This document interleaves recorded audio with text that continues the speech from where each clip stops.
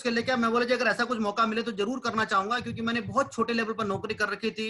दुकान से मैंने शुरुआत करी थी, मैं गांव से आ गया था 12वीं की पढ़ाई करके, तो मैंने डीयू से ही अपना ग्रेजुएशन किया है, अपनी जॉब के साथ ही किया था।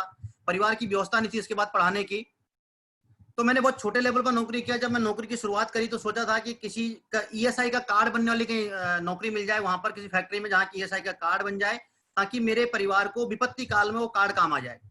फिर थोड़ा सा आगे बढ़ा तो ये सोचा कि भाई कोई पीएफ वाली नौकरी मिल जाती तो शायद मेरे परिवार के लिए कुछ और बात हो जाती। वो सोचता मैं जरूर था, लेकिन जब मुझे ये मौका मिला और मुझे यहाँ पर ये बताया गया कि अगर आप इस काम को करते हैं, आपने 2-4 साल काम कर लिया, तो ये आपके परिवार के लिए हो जाएगा और ये income as it is family को ट्रांसफर हो जाती है।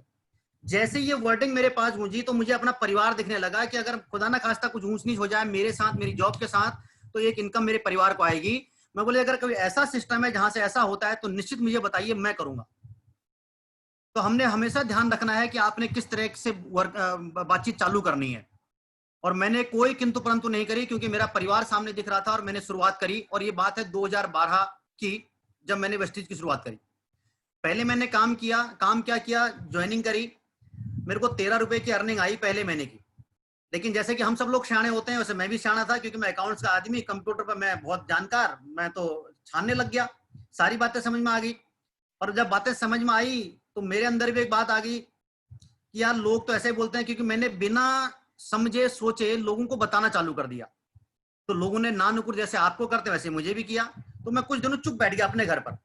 मैं बोला ठीक है छोड़ो, बहुत बहुत बड़ी बड़ी बातें हो रही थी, 8%, 11%, 14% वाला। लेकिन जब मैं घर बैठ गया तो मेरी अपलाइन ने मुझे वापस संपर्क किया, उसको समझ में आ गई कि यार इसका मतलब ये अपने आप बताना चालू कर दिया होगा। और जब मैं घर बैठ गया तो मुझे एक दिन मीटिंग में लेकर के जाया गया, जहां सीएनटी में हम लोग गए। और जब सीएनटी में हम लोग गए तो वहां पर बहुत सारी बातें क्लियर हो गई, और उसके बाद मैंने काम करना चालू कर दिया। अगले महीने की मेरी यहां से इनकम थी 561 रुपए की। पहले साल की मेरी यहां से अर्निंग आई थी 2,05,999 रुपए। मैंने पार्ट टाइम में काम किया था जॉब के साथ, 10 to 7 की जॉब। क्योंकि एक बात समझ में आ गई थी कि मैं 10 से लेकर के 7 की जॉब में किसी और को बड़ा करने के लिए करता हूं, लेकिन शाम को जो 7 बजे के बाद मैं काम करता हूं, ये अपने और अपने परिवार के लिए करता हूं। पहले साल की अर्निंग जब आई, अगले साल की अर्निंग आई यहां से 5,11,000 रुपए, और थर्ड ईयर की अर्निंग आई 6,33,000 रुपए। और थर्ड ईयर जब शायद मुझे ध्यान है 2014 का, मुझे अगर ध्यान हो तो रिजवान जी और हम लोग घूमने भी गए थे, शायद सेकंड ईयर में था, हम लोग चाइना गए थे। हम यस सर। हमारी टीम में हम 4 लोग थे, रिजवान जी थे, मैं था, संतोष जी थे, मनोज जी थे और संजय यादव जी थे। उस पूरे टूर में हमने इंडिविजुअल एक एक आदमी ने 3,000 फोटो खींची थी, 3,000। अब अगर 5 लोगों की कल्पना करो तो 15,000 फोटो खींची हमने, हम इतने एक्साइटेड थे। और वहां से मैंने लाइव टेलीकास्ट भी किया था। मैंने एक एक दिन का हुलिया, वो शायद आज भी मेरे पोस्ट पर है, फेसबुक पर है, वहां की लिखी थी। और हम लोग समझे थे कि रियली में अगर हम ये निर्णय नहीं लेते तो शायद हम आगे आज यहाँ तक नहीं पहुंच पाते। चौथा साल आया, काम करना चालू किया। चौथे साल में मेरी अर्निंग हुई यहाँ से 10,72,000 रुपए। और उससे पहले मैं गाड़ी ले चुका था, यहाँ से मेरे पास स्विफ्ट गाड़ी है। और 10,72,000 जब मेरी इनकम यहाँ से आई, और जनवरी फरवरी मार्च की मेरी जो इनकम थी 2016, जनवरी फरवरी मार्च, चौथा साल था मेरा, मेरी इनकम यहाँ से 1 लाख रुपए की क्रॉस हो गई थी। 1,20,000, 1,22,000 और 1,12,000 समथिंग था 3 महीने का। तो मैंने निर्णय लिया कि मैं जॉब को क्विट कर देता हूं और मैं फुल टाइम आ जाऊंगा। 2016 अप्रैल में मैंने जॉब छोड़ दी है, और तब से लेकर के मैं फुल टाइम हो गया हूं एज ए प्रोफेशनल। आज मैं काम करता हूं, मुझे फुल टाइम हुए 4 साल हो गए हैं। और इन 4 सालों में अगर मैं उपलब्धि की बात करूं, मेरी इनकम जो मैं जॉब छोड़ कर गया था उससे आज 5 गुनी से ज्यादा इनकम है। मेरे घर में गाड़ी है, मैंने इससे घर ले लिया है, 1 करोड़ रुपए का घर लिया है, लग्जरी अपार्टमेंट कभी सोचा नहीं जीवन में, वो आज वेस्टीज ने पूरा किया है। मतलब पूरी की पूरी लाइफ अगर मैं कहूं तो 360 डिग्री का बदलाव आ गया है। अब 360 डिग्री में हम बोल रहे हैं, लेकिन मुझे तो लगता है कि 360 डिग्री के बाद भी कोई डिग्री होती तो वो भी होगी है। क्योंकि न केवल मेरा जीवन बदला है, बल्कि मेरे परिवार का जीवन बदला है, और मेरे साथ में बहुत सारे लोगों का जीवन बदला है। अगर मैं अचीवमेंट में बात करूं मेरी टीम की, तो मेरी टीम में इस समय लगभग 75 लोग हैं जिनकी अर्निंग मोर देन 1 लाख है, और जो हाईएस्ट अर्नर व्यक्ति है वो 8.5 लाख रुपए का है, 8.5 लाख रुपए। और अगर मैं वैसे अर्निंग की बात करूं तो चाहे वो डायमंड के लेवल पर कही जाए, डायमंड के लेवल पर, स्टार के लेवल पर, क्राउन के लेवल पर, मेरी टीम में मुझे लगता है कि वेस्टीज में हाईएस्ट अर्निंग है। अगर मैं स्टार की बात करूं तो 2,82,000 रुपए स्टार, 3.5 लाख रुपए, 3,66,000 रुपए की 3,66,000 रुपए डायमंड के लेवल पर अर्निंग है। क्राउन के लेवल पर अर्निंग है 6 लाख रुपए, 6.5 लाख रुपए क्राउन के लेवल पर, और यूसीडी के लेवल पर अर्निंग है 8.5 लाख रुपए। तो अच्छी अर्निंग लोग आज ले रहे हैं। लगभग 85 से ज्यादा लोग अपनी गाड़ियां चला रहे हैं, उसमें से 6 लोग लग्जरी गाड़ी चला रहे हैं।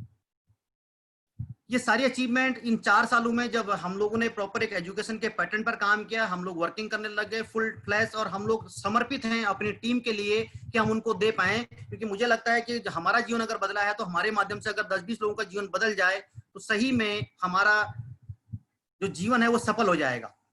और इसी कड़ी में आज आपके सामने हूं। कोशिश करूंगा कि अपनी कुछ बातें आपके पास रख पाऊं, जैसा मैं कर पाया हूं। हो सकता है आप में से बहुत सारे लोगों का जीवन बदल जाए, और आपका जीवन बदलेगा तो आप हजारों लोगों का जीवन बदल पाओगे। और ये सब होगा वेस्टीज के प्लेटफॉर्म से। और ये सब कुछ जो मैं आपको बता रहा हूं ये वेस्टीज के प्लेटफॉर्म के देना है। अगर वेस्टीज का प्लेटफॉर्म नहीं होता तो शायद हमारे पास ऐसी कोई पावर नहीं थी कि हम कर लेते। नौकरी में नहीं तो मेरे को 24 साल हो गए थे मैं नौकरी में, अगर मैं 30 मार्क का तुर्रम कहां होता तो मैं नौकरी में कर लिया होता। सर कुछ नहीं हो पाया। ये सिस्टम का सपोर्ट मिला और हमारी मेहनत लगी, और हमारी एलओएस जितनी भी है उनका हमें सहयोग मिला, उनकी एजुकेशन मिली, और उसी का सारा ये नतीजा मैं आज आपके सामने बोल पा रहा हूं और आप मुझे सुन पा रहे हो। अगर वेस्टीज का प्लेटफॉर्म नहीं होता तो पहले ये पीसी डबराल नहीं, ये पहले पूरन था। वेस्टीज ने पीसी डबराल बना दिया और आप मुझे सुन रहे हो, नहीं तो इस पूरन को कोई सुनने वाला नहीं होता।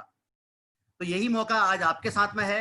मैं आपके साथ कोशिश करूंगा कि मैं कुछ चीजें आपको शेयर करूं, और शेयर करने में जो समसामयिक हमारा इस समय का ये चल रहा है, टाइम चल रहा है कोरोना के दौर वाला, मैं आपके साथ में शेयर करूंगा कि कैसे हमको आज क्या हमारे साथ में परिस्थितियां हैं और इन परिस्थितियों हमने भविष्य में कैसे उबरना है और हम लोगों ने क्या करना है। मैं उस पर कुछ रोशनी डालने की कोशिश करूंगा। अगर आपको अच्छा लगे तो अप्रिशिएट कर दीजिएगा और उसको अपने जीवन में उतार लीजिएगा और अपनी टीम के साथ में शेयर कर लीजिएगा। तो मैं चाहता हूं एक बार अगर मेरे को मौका मिल जाए, घनश्याम जी या रिजवान जी, मैं screen yes sir screen share का ऑप्शन है मेरे को, आप शेयर का अलाउ है? मैं अलाउ हूं मैं? यस सर ठीक है सर। तो मैं आपके साथ में स्क्रीन शेयर कर रहा हूं और शायद आपको यहाँ पर से दिख रहा होगा मेरा वाला स्क्रीन दिख रहा है घनश्याम? यस सर दिख रहा है सर। धन्यवाद रिजवान जी। सर रिजवान जी आप साथ में सामने रहोगे मेरे को बड़ा बढ़ता रहेगा। बिल्कुल सामने सर, बिल्कुल सामने ही हूँ। जी यस सर। लैपटॉप में जवाब दे, लेकिन मोबाइल से क्या कनेक्शन कोई दिक्कत नहीं सर। तो दोस्तों आपको सामने दिख रहा होगा corona impact and emerging challenges, corona का प्रभाव और आने वाली चुनौतियां। निश्चित रूप से ये प्रभाव हम लोग फरवरी के महीने में, रिजवान जी हम सब लोग थे, हम लोग फॉरेन में थे, यहाँ पर थाईलैंड में। हमको वहां तो कोई एहसास नहीं हुआ, हम यहाँ से चले गए, लेकिन जब एयरपोर्ट पर स्क्रीनिंग होने लगी तो हमारे अंदर से भाई साहब हम कपकपाने लगे कि पता नहीं अब हम आए और भगवान जाने क्या होगा। हम बहुत हमें उस समय तक इतना एहसास नहीं था, लेकिन भगवान की कृपा से जितने भी हम लोग वहां पर गए थे हम लोग बिल्कुल सुरक्षित हैं, कोई हमको दिक्कत नहीं है। शायद ये वेस्टीज के सप्लीमेंट का प्रभाव है या हम लोग हमेशा एनर्जेटिक रहते हैं, ये उसका प्रभाव है। क्योंकि जब आप डिमोरलाइज होते हो तो आपका इम्यून पावर भी कमजोर होता है, जब आप डरते हो तो आपका इम्यून पावर कमजोर होता है और आपके पास जल्दी अटैक करते हैं जो बीमारियां, और हमारा इम्यून पावर हमेशा हाई पर रहता है, हम लोग हमेशा एनर्जेटिक रहते हैं। लेकिन फिर भी अल्टीमेटली हम ह्यूमन बीइंग है, मानव है, वैसे हम भी, अब वो तो सबको लगता है कोई ना कोई ऐसी दिक्कत। तो उस समय जो हमको समझ नहीं आया, लेकिन आज अगर आप देख पा रहे हैं तो पूरा विश्व, जब मैंने स्लाइड बनाई थी पूरे वर्ल्ड के, मैंने देखो थी कि पूरा विश्व का कोई जगह छूटी हुई नहीं है जहां पर कोरोना का प्रभाव ना हो। न केवल पूरा विश्व, और हम तो आपको होता है अपने भारत में तो स्थिति ऐसी है ही है, तो पूरा विश्व इसकी चपेट में आ गया और ये अनएक्सपेक्टेड था, किसी को पता नहीं था, कोई आदमी इसके लिए पहले से तैयार नहीं था। यही बात हमारे भारत में भी हुई। अगर भारत की बात करें तो हमारे भारत में भी ये सारा सेक्टर आप देख पा रहे हैं, बहुत जगह ये दिक्कत रही, लेकिन जो सबसे ज्यादा प्रभावित क्षेत्र रहे, चाहे अपने भारत में या वर्ल्ड वाइड, अगर मैं भारत की बात करूं तो ये जो मैं आपको दिखा रहा हूं सामने, ये सबसे हाईली इफेक्टेड सेक्टर रहे। इसमें सबसे पहला सेक्टर था एमएसएमईज, जिनको बोलते हैं micro small and medium enterprise जिनको बोलते हैं। अगला है यहाँ पर tourism and hospitality sector, aviation sector हमारे पास में, ऑटोमोबाइल का सेक्टर है, रियल एस्टेट सेक्टर है, सलून एंड स्पा वाला काम है, एंड जिम एंड फिटनेस है। मैं थोड़ा सा आपको एहसास दिलाने की कोशिश करूंगा कई बार, क्योंकि जब हम लोग नेटवर्किंग में हैं और खासकर वेस्टीज में हैं, हम पूरे 2 महीने के लॉकडाउन के पीरियड में हमारा काम चलता रहा, हम घर से बाहर निकले, हमको अर्निंग आ रही है, सब कुछ आ रहा है, तो कई को एक्चुअल एहसास नहीं हो पाया कि कितना बड़ा संकट होगा, शायद हम उसको देख नहीं पाए। मैं आपको थोड़ा एहसास दिलाने की कोशिश करता हूं, आप ध्यान से इस बात को समझिएगा। आइए बात करते हैं जो सबसे पहला सेक्टर है एमएसएमईज, जिनको हिंदी में बोलते हैं लघु कुटीर एवं मध्यम उपक्रम। और नीचे अगर आप इसको स्लाइड को देख पा रहे हो तो इसमें लिखा हुआ है 51 million SMEs across the country, पूरी कंट्री में 51 मिलियन MSME हैं। अगर मैं इनका कंट्रीब्यूशन करूं, आपको एहसास तब होगा कि इनके कंट्रीब्यूशन की बात करूं देश की जीडीपी में 38% ऑफ द जीडीपी ये यहां से निकल करके आता है। और हम कहीं ना कहीं, हम सब लोग इससे इफेक्टेड होते हैं, हम सब लोग। सरकार का अलग से मंत्रालय है, नितिन गडकरी जी पूरे इसके मंत्री हैं पूरा का पूरा, और ये इतना बड़ा सेक्टर, अगर आप इसमें कल्पना करो करोड़ों लोगों को इससे रोजगार मिलता है। और जब ये पूरा का पूरा इतना बड़ा सेक्टर इफेक्टेड है तो आप समझिए कि कितने लोगों की रोजी रोटी का संकट आया होगा, कितने लोगों को, आप सोच के देख सकते हैं सर।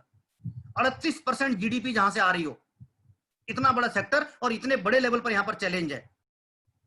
अगर आप देखें तो यहां पर लिखा है generate employment for 120 million people के लिए। आप कल्पना करके देखो, इतना बड़ा सेक्टर, इतने बड़े इफेक्ट यहां पर आए। अगला सेक्टर हमारे पास में था है टूरिज्म एंड हॉस्पिटलिटी सेक्टर, जहां पर सबसे बड़ा चैलेंज आया है। हम बोलने के लिए बोल देते हैं होटल उद्योग चल रहा है, ये घूमने फिरने का काम है, पर्यटन का काम है, लेकिन सोच के देखो कि कितने लोग इससे इफेक्टेड हैं। लगभग 7 से 8 करोड़ लोगों को यहां से रोजगार मिलता है। और कौन कौन सेक्टर आते हैं मैं आपको यहां पर बताना चाहूंगा। सबसे पहले लॉजिंग सेगमेंट में होटल्स आते हैं, मोटल्स आते हैं, रिसोर्ट्स आते हैं, इन्स आते हैं। फूड एंड बेवरेज की बात करूं तो रेस्टोरेंट्स आते हैं, बहुत सारे रेस्टोरेंट बंद रहे सर, अभी भी खुले नहीं है। और अभी तक तो ये बात कही गई है कि 40% रेस्टोरेंट तो बंद हो जाएंगे टोटली। और जो होटल चलेंगे भी, उसमें से जो एक्यूपेंसी का रेट रहेगा, अर्थात जो कमरे लगेंगे, अगर किसी के पास 100 कमरे हैं तो केवल 60 ही कमरे लगेंगे, 40 कमरे तो लगेंगे ही नहीं। इतना बड़ा चैलेंज है। जो फास्ट फूड की चेन है, कोई नहीं जा रहा फास्ट फूड खाने के लिए सर। जो कैटरिंग का व्यवसाय है, शादी ब्याह हो नहीं रहे, 10-10 लोग 5-5 लोग जाकर के शादी ब्याह कर दे रहे हैं, कोई पार्टी नहीं हो रही है। अब कल्पना करो कैटरिंग के व्यवसाय से कितने लोगों का रोजी रोटी, घर परिवार चलता था। सबकी स्थिति गड़बड़ा गई है। और हम में से बहुत सारे लोगों के जानने वाले परिवार के लोग इन लोगों से रिलेट करते होंगे। अगर हमको उनकी जानकारी मिलती होगी तो सोच के देखो। मैं उत्तराखंड से बिलोंग करता हूँ, बहुत सारे साथी, मतलब बहुत ज्यादा लोग जो हैं वो होटल इंडस्ट्री बिलोंग करते हैं। इस समय सब लोग गांव चले गए हैं, हालत खराब है, सबकी रोजी रोटी के लाले पड़ चुके हैं। इतना बड़ा चैलेंज। अगर मैं एंटरटेनमेंट एंड रिक्रिएशन की बात करूं, जो पार्क्स हमारे आते हैं, घूमने फिरने जो लोग जाते हैं, क्लब्स में जाते हैं, गेमिंग्स में जाते हैं, अट्रैक्शंस के जो बहुत सारे हैं हमारे पास, वाटर पार्क्स वगैरह, ये सब चीजें, वहां पर इफेक्ट आया है। Travel and tourism sector, transportation कुछ नहीं चला, टूर ऑपरेटर्स सबकी कहानी गड़बड़ा गई, एंड ट्रैवल एजेंसी सबकी कहानी गड़बड़ा गई। तो कितना बड़ा, लगभग 7 से 8 करोड़ लोगों की रोजी रोटी पर संकट आया है केवल टूरिज्म से। अगले मैं सेक्टर की बात कर रहा हूं, एविएशन सेक्टर्स को बोलते हैं विमानन क्षेत्र। देश में बनेंगे 100 नए हवाई अड्डे, ये प्लानिंग था इस बार की। और 70 हवाई अड्डे तो वहां बनने थे जहां तक अभी तक ये सुविधाएं ही नहीं थी, ऊपर की जो सुविधाएं बता रखी हैं। और इसमें यह कहा गया था कि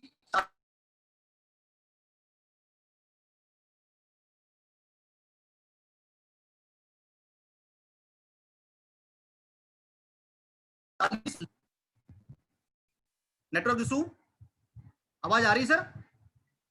Yes, sir. Yes, sir. आवाज आ रही ना? यस। तो एविएशन सेक्टर में यह कहा गया था कि 40 लाख लोगों को रोजगार मिलना था और इतने हवाई अड्डे बनने थे। लेकिन आप देख रहे हो कि जब से कोरोना का चक्कर चला है, अर्थात फरवरी के बाद, जो मार्च से जब लॉकडाउन लगा है, हवाई जहाज के चक्के घूम नहीं रहे हैं सर। और हवाई जहाज का मतलब केवल हवाई जहाज और उसका स्टाफ ही नहीं, वो कंपनियां नहीं है, उनके साथ जो सारे बाकी लोग लगे होते हैं, असिस्टेंट और बाकी वाला जो MSME सेक्टर वहां पर भी काम करता है। कितने लोगों की रोजी रोटी छिन गई है और कितनी कंपनियां बंद होंगी, कितनी चलेंगी, कुछ नहीं पता। और अब कितने लोग जाएंगे हवाई जहाज में, लोग जाने से डर रहे हैं। तो कल्पना करो कितना बड़ा सेक्टर, कितनी बड़ी चैलेंज आई है। इसके साथ में अगर मैं यहां पर से बात करूं, ये इंडिया टुडे की रिपोर्ट है, कोविड-19 का जो इंपैक्ट बताया गया है एविएशन सेक्टर में, जो लॉस हुआ है $113 बिलियन में। भाई साहब सोच के देखो, कन्वर्ट कर लेना, मुझे भी नहीं पता ध्यान मारा कितना बड़ा सेक्टर में लॉस हुआ होगा। $113 बिलियन, सोच के देखो इतना बड़ा लॉस हुआ है।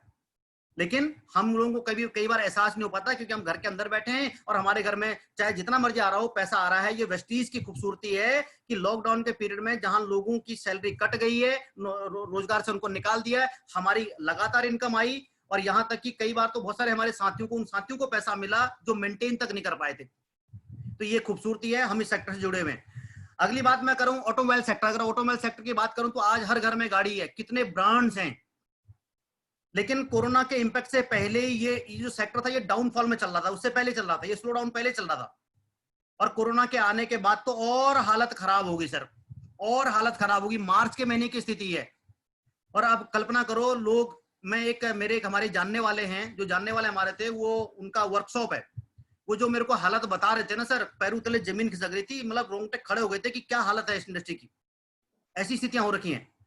अगर मैं यहाँ से आगे बात करूं आपसे, मतलब रियल एस्टेट सेक्टर, हम केवल बोलने को रियल एस्टेट बोल देते हैं, विनिर्माण सेक्टर इसको बोलते हैं हिंदी में।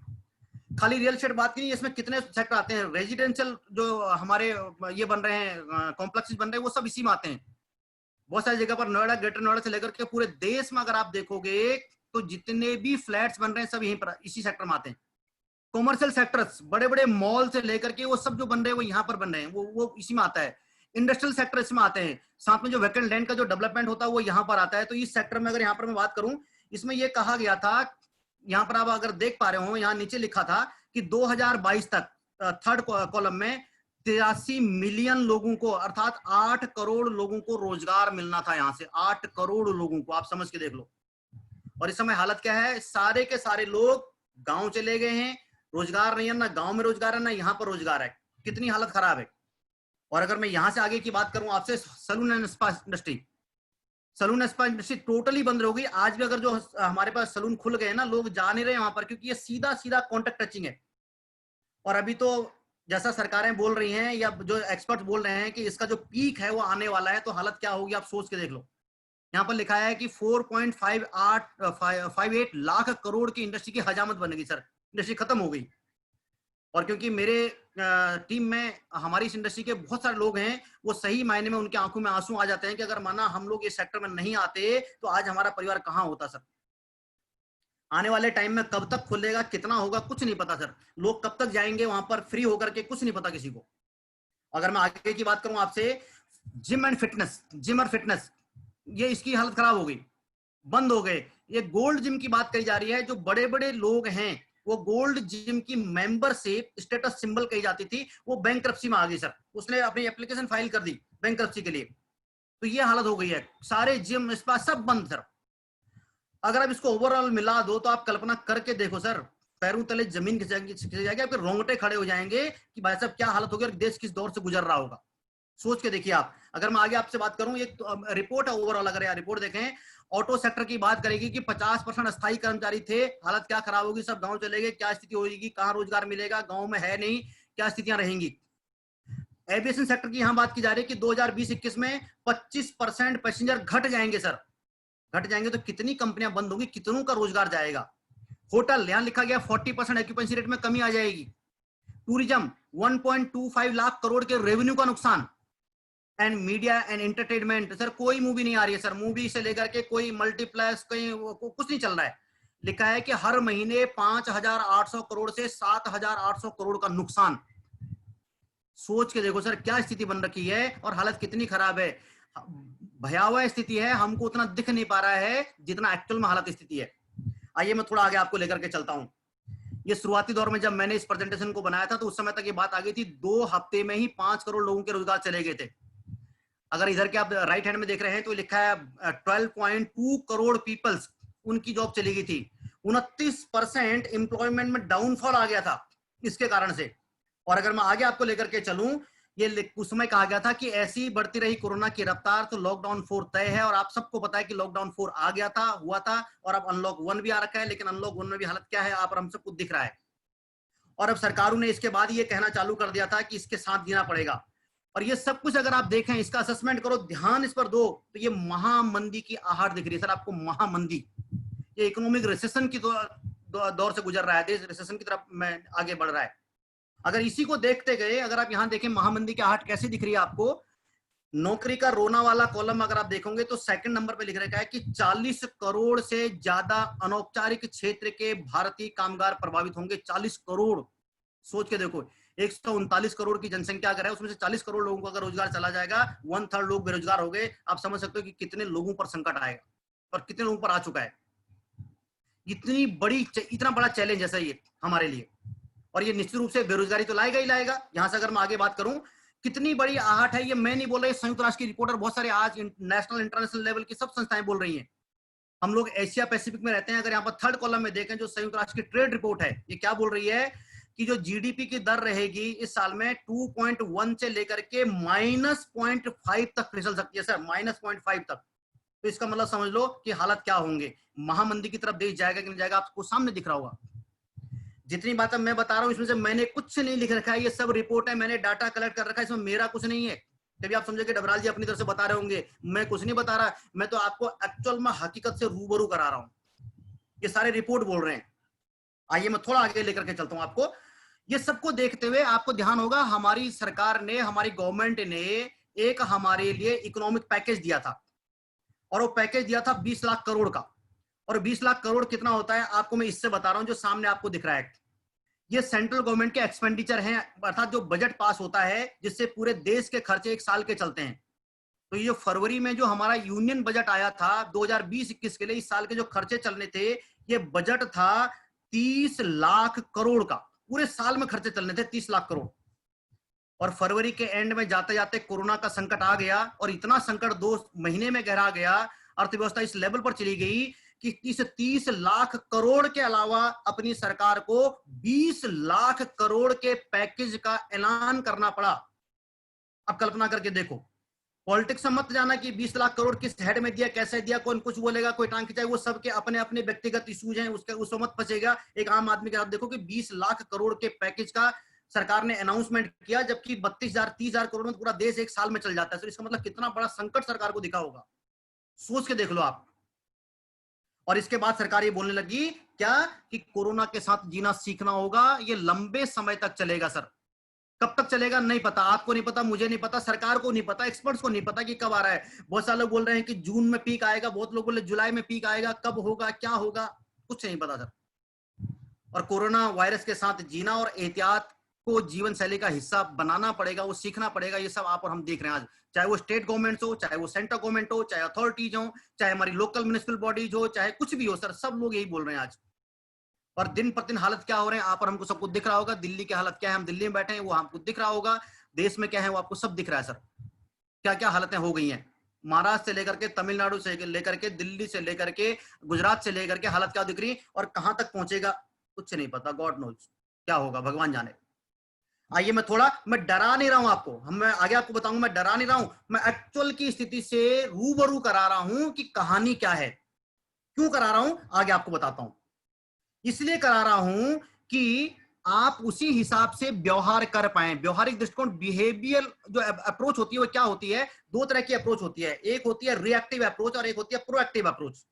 रिएक्टिव अप्रोच वाला व्यक्ति क्या सोचता है, वो सोचता है कि एक बार हो जाने दो, जो होता है उसके बाद देखेंगे क्या करना है। मतलब वो हमेशा रोता रहता है, बाद में रोता रहेगा, वैसा वैसा हो गया, वैसा वैसा हो गया, अब हम क्या करें, कहां गए, वो बाद में रोता रहेगा।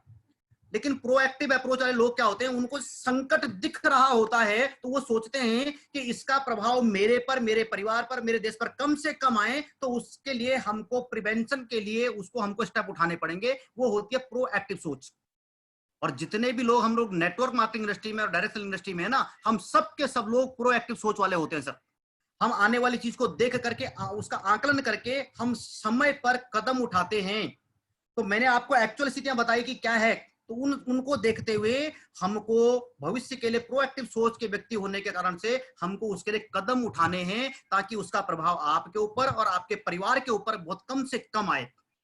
एग्जाम्पल आपको देता हूं, आपको यहां पर दिख रहा होगा व्यवहारिक दृष्टिकोण क्या है, बिहेवियरल अप्रोच क्या होती है, आप इसको समझ सकते हैं। प्रोएक्टिव सोच क्या सोचता है, देखिए अभी गर्मी हो रही है, आने वाले टाइम पर बरसात आएगी।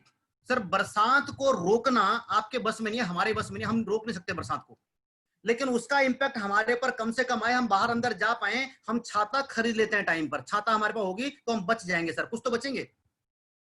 सेम चीज यहां पर है सर, कोरोना को रोकना आपके बस की बात नहीं है, बस हम उससे बचाव के लिए जो साधन अपना सकते हैं वो हम अपना रहे हैं, जो सरकारें बोल रही है, जो हमारी अथॉरिटीज बोल रही हैं, हमको उनका प्रिवेंशन करना है। और साथ में भविष्य के हमारे इसका प्रभाव कम से कम आए, तो उसके लिए हमने वो स्टेप्स उठाने हैं। और क्या स्टेप उठाने में आपको आगे बताना हूं, इसलिए पहले मैंने एक्चुअल में आपको हकीकत का एहसास कराया और आपको बताया है अब कि आप प्रोएक्टिव सोच वाले व्यक्ति हैं तो आगे आपको क्या करना है, मैं आपको बिल्कुल सामने बता रहा हूं। इसमें मेरी अलग से कोई बात नहीं है, मैंने केवल आपको उस सीक्वेंस में बताने की कोशिश करी है। आइए मैं आगे लेकर के चलता हूं आपको। अब पोस्ट कोरोना को जो सेगमेंट होगा, हमारी जो अर्थव्यवस्था चलेगी, हमारा देश जो वर्ल्ड चलेगा, वो कैसे चलेगा, how will change the world, working culture and possibilities क्या होंगी आने वाले समय में, आप इसको देख लेगा। सबसे जो पहला सबसे बड़ा काम होगा वर्क फ्रॉम होम होगा सर। आप और हम सब इसको मान चुके हैं और इसको देख चुके हैं और हम भी कर रहे हैं। इसके बगैर अब दुनिया चलेगी नहीं। मैक्सिमम लोग इसकी तरफ जाने की कोशिश कर लेंगे और आज जा भी रहे हैं लोग। अगला काम क्या होगा, टेली एंड वीडियो एडवाइसेज होने लगेंगी। आप अगर आप बीमार हैं, आपको अगर सर्जरी फर्जरी डॉक्टर करने की आवश्यकता नहीं है, आपको सिम्टम्स बता करके अगर दवाई देने की कोशिश अगर संभव है तो वो क्या करेगा, आने वाले टाइम में ये हो जाएगा, आपको बोला वेबसाइट पर लॉगिन करिएगा, मेरा पेमेंट ट्रांसफर कर दीजिए, फिर मैं वीडियो कॉन्फ्रेंसिंग से आप मेरे को बताइए और मैं आपको यहाँ से बता दूंगा, दवाई लिख करके दे देगा आपको। ये टेली एडवाइसेज और वीडियो एडवाइसेज आने वाले टाइम में हो गई और बहुत जगह हो गई है, डॉक्टर करने लग गए हैं। इसके साथ में जो सबसे बड़ा परिवर्तन आएगा, ये आएगा आर्टिफिशियल इंटेलिजेंस, रोबोट। जी हाँ, मैं आपको बता रहा हूँ रोबोट बहुत बड़ा परिवर्तन आएगा। बड़ी बड़ी इंडस्ट्रीज ने रोबोट्स को लगाना चालू कर दिया है। सबसे बड़ा दिक्कत क्या है कि रोबोट्स पर एक बार इन्वेस्टमेंट करनी है और ये उसके बाद मन मुताबिक काम करना चालू कर देता है। एक बार इन्वेस्टमेंट कर दी, काम चल गया। अब उसके बाद क्या होता है, ना इसको सर्दी लगती है, ना इसको गर्मी लगती है, ना इसको बाथरूम आ रहा है, ना ये हड़ताल कर रहा है, ना इसको भूख लग रही है, ना इसको प्यास लग रही है, ना इसकी बीवी नाराज हो रही है, ना इसके बच्चे रो रहे हैं। भाई साहब कुछ नहीं हो रहा है इसको, अब क्या करे। आदमी के लिए आसान है भाई साहब, एक रोबोट रख लो। अच्छा, हड़ताल भी नहीं करता ये बेचारा, लगा रहता है। बिल्कुल सही बात है। और एक जो रोबोट होता है वो 100-200 आदमी की नौकरी खा जाता है। और क्योंकि मैं इंडस्ट्री से आया हूं और मैंने हकीकत में देख रखा है रोबोट लगते हुए और वो काम करते हुए, वैसा कुछ नहीं करना, कमरे में बंद है, सब काम कर दे रहा है, उसको एक बार आप इंस्ट्रक्शन दे दो, काम चालू। अब तो आने वाले समय में ये भी कहा जाने लगा है कि जो आप रेस्टोरेंट में खाना खाने जाओगे ना, जो बैरे वाला काम करेगा ना, वो खाना सब रोबोट करेगा। लो जी, कितनों की रोजगार जाएगा, कितनों का जाएगा, आप सोच के देख लो। और ये बात मैं नहीं बोल रहा, फिर से ये मत समझना, ये देखो ये अखबार की रिपोर्ट है, ये बोल रहे हैं कि आने वाले 5 साल में 80 करोड़ जॉब तो रोबोट छीन लेगा सर। 80 करोड़। अच्छा, मैं कह रहा हूं चलो अखबार की बात मत मानो, 80 करोड़ नहीं होगा, कुछ ऊपर नीचे होगा भाई साहब, 70 हो जाएंगे, 60 हो जाएंगे, 50 हो जाएंगे, 40 हो जाएंगे, लेकिन अल्टीमेटली कुछ तो छीनेंगे। हाँ, क्योंकि वो सेक्टर उभरेगा तो कुछ नए रोजगार भी आएंगे, लेकिन दोनों बातें होंगी। लेकिन अल्टीमेटली कहीं ना कहीं तो है कहानी। तो आपको सोचना पड़ेगा कि भाई साहब ये कल को हो, उससे पहले अपनी तैयारी पहले से करनी है, आपको ध्यान में करना पड़ेगा। तो ये 3 बातें मैंने आपको बताई। अगली बात, डिजिटल एंड ऑनलाइन इवेंट होंगे। जब डिजिटल ऑनलाइन इवेंट हो गए, अब आप कल्पना करो, अकेला वेस्टीज जो 2000 प्रोग्राम पूरे महीने में खाली सीएनटी करता था, वो भी ऑफिशियल कंपनी वाले सब लीडर, कितने होटल, कितने रेस्टोरेंट, कितनी जगह पर जो मीटिंग हॉल, कितने स्टेडियम, कितने आप ये वाले ऑडिटोरियम में करता होगा, सब के सब बंद सर। तो इसका मतलब इतने लोगों के रोजगार पर कहानी बढ़ गई, क्योंकि सब डिजिटल ऑनलाइन हो रहा। हम 1,000 लोगों का, पहले एक ऑडिटोरियम करने के लिए हमको कितने पापड़ बेलने पड़ते थे, कितनी जुगाड़ बिठानी पड़ती थी। अब कुछ नहीं करना, लिंक बना दिया, 1,000 लोग इकट्ठा हो जा रहे हैं, सारे लोग 1,000 लोगों को दे दिया। तो आने वाले टाइम में अब ये सिखा दिया तो और बढ़ेगा। बच्चों की स्कूलिंग ऑनलाइन हो रही है, जितने भी लोग ट्यूशन पढ़ते थे बच्चे, वो सब डिजिटल ऑनलाइन हो रहा है, सबका सब काम ई लर्निंग हो जाएगा पूरा का पूरा। मेडिकल एंड पैरामेडिकल वाला सेक्टर ये बढ़ेगा, बिकॉज जब तक मनुष्य जीवित रहेगा दवाई तो खानी पड़ेगी, उसमें कोई विकल्प नहीं है। तो मेडिकल पैरामेडिकल चलेगा, एवरग्रीन सेक्टर है। ऑनलाइन शॉपिंग बढ़ जाएगा सर, लोग मॉल्स में जाने से बचेंगे, जो जहां ज्यादा गैदरिंग हो रही वहां जाने से बचेंगे, तो ऑनलाइन शॉपिंग का क्रेज बढ़ जाएगा सर। और एफएमसीजी एंड ग्रोसरी का जो सेक्टर है, ये सदाबहार सेक्टर, जिसको हम एवरग्रीन बोलते थे, इससे पहले ध्यान आता होगा आपको, एवरग्रीन सदाबहार हीरो जो बोलते थे हम हमेशा, ऐसे ही वाला ये सदाबहार सेक्टर है। क्योंकि जब तक मनुष्य जीवित रहेगा तब तक उसको खाना पड़ेगा, उसको नहाना पड़ेगा, वो सारे काम करेगा। और हम अगर बात करें, हम जिस सेक्टर में बात करते हैं वो यही वाला सेक्टर काम करेगा, और इसमें रोबोट ही काम नहीं करता भाई। रोबोट तो बनाने वाले में काम करेगा, हमारे खाने में रोबोट का कोई रोल नहीं है। आदमी जीवित रहेगा तो खाएगा, ये बात ध्यान में आपको करनी पड़ेगी। तो मैं ये आपको बताना चाह रहा हूं कि जो आने वाला सेक्टर, जो एवरग्रीन सेक्टर है, medical, pharma, FMCG and grocery sector, ये एवरग्रीन सेक्टर है और ये और बढ़ेगा। इसमें वर्ल्ड वाइड डाटा मैंने बता रखा है यहाँ पर कि 2025 तक ये सेक्टर बढ़ेगा, ये होएगा $15,361 बिलियन में। इतनी ग्रोथ इसमें होगी, आप सोच के देखो। तो ये होगी, तो ये वहीं तो नहीं होगी, हमारे यहाँ पर भी होगी। और अब तो मेरे को एक और ट्रेंड समझ में आ रहा है, ध्यान में आ रहा है मेरे को, क्योंकि लोग जानना कम कर दिया। हो सकता है ये जैसे हमारी मार्केट एसोसिएशन होती है, मार्केट एसोसिएशन अपनी वाली एक वेबसाइट बना देगी कि किस दुकान पर क्या क्या बिकता है। लोग उस एरिया के लोग उस वेबसाइट पर ऑर्डर कर देंगे और हो सकता है वो सामान आपके घर आ जाए। छोटे छोटे कॉलोनी वाले भी करने लग जाएंगे, कॉलोनी की दुकानें भी करने लग जाएंगी। तो ये भी एक ट्रेंड आ जाएगा। अब इससे क्या होगा, अगर ऐसा ट्रेंड आएगा तो इस लिहाज से FMCG based network marketing common man के लिए, आम आदमी के लिए एक वरदान होकर के निकलेगी सर। ये बहुत बड़ा वरदान होकर के निकलेगा, ये बहुत बड़ा वरदान बनेगा। ये आम आदमी को, सेगमेंट को ही बदल देगा पूरा का पूरा। कौन? एफएमसीजी वेस्ट, क्योंकि एवरग्रीन है। आदमी को हमेशा का हमेशा सामान तो यूज करना पड़ेगा, तेल, साबुन, शैम्पू, चाय, पेस्ट, हेल्थ वेल्थ के प्रोडक्ट उसको खाने हैं। अगर एफएमसीजी बेस्ड तो नेटवर्क मार्केटिंग होगी, इस कारण से ये हमेशा आगे चलेगा और इसका ट्रेंड बढ़ेगा, इसने बढ़ना है। मैं आपको ये हकीकत बता रहा हूं। और अगर ये बढ़ेगा, क्यों बढ़ेगा? क्योंकि सबसे पहली बात समझना, ये network marketing it is a business, ये बिजनेस है सर, ये कोई नौकरी नहीं है, ये बिजनेस है। और जे पॉल गेट्टी की जो प्रिंसिपल्स हैं, उन्होंने सबसे पहली बात ये बोली है, अगर आपको अमीर बनना है, सफल बनना है, स्थायी अमीर बनना है, जल्दी सफल बनना है, तो आपको नौकरी नहीं व्यापार करना पड़ेगा। जे पॉल गेट्टी का पूरा प्रिंसिपल्स के ऊपर पूरी ट्रेनिंग होती है, उन्होंने बोला कि व्यापार करना पड़ेगा आपको। और उन्होंने अगली बात बोली थी, अगर आपने व्यापार करना है तो आपके व्यापार का जो आधार होना चाहिए वो डेली यूजेबल प्रोडक्ट्स होने चाहिए, वो बात उन्होंने बोली थी। और उस आधार पर चलते हैं आज भी लोग। तो ये सबसे पहले तो ये व्यापार है। तीसरी बात है, ये इसका जो नेचर है, ये वर्क फ्रॉम होम का नेचर, आप और हम सब लोग बैठे हैं घर से कर रहे हैं, विदाउट एनी इन्वेस्टमेंट है। इस समय लोगों के पास पैसे की तकलीफ है, उनके पास में परचेज पावर नहीं है, कम है, वो पैसा खर्च करके व्यापार नहीं कर सकते, इसमें तो इन्वेस्टमेंट लगानी ही नहीं है सर, कोई दिक्कत नहीं है। और जैसे मैंने बताया कि एफएमसीजी बेस्ड है, सदाबहार एफएमसीजी से चलेगा काम। And work on individual franchise model, ये इंडिविजुअल फ्रेंचाइजी मॉडल के ऊपर काम करता है पूरा का पूरा।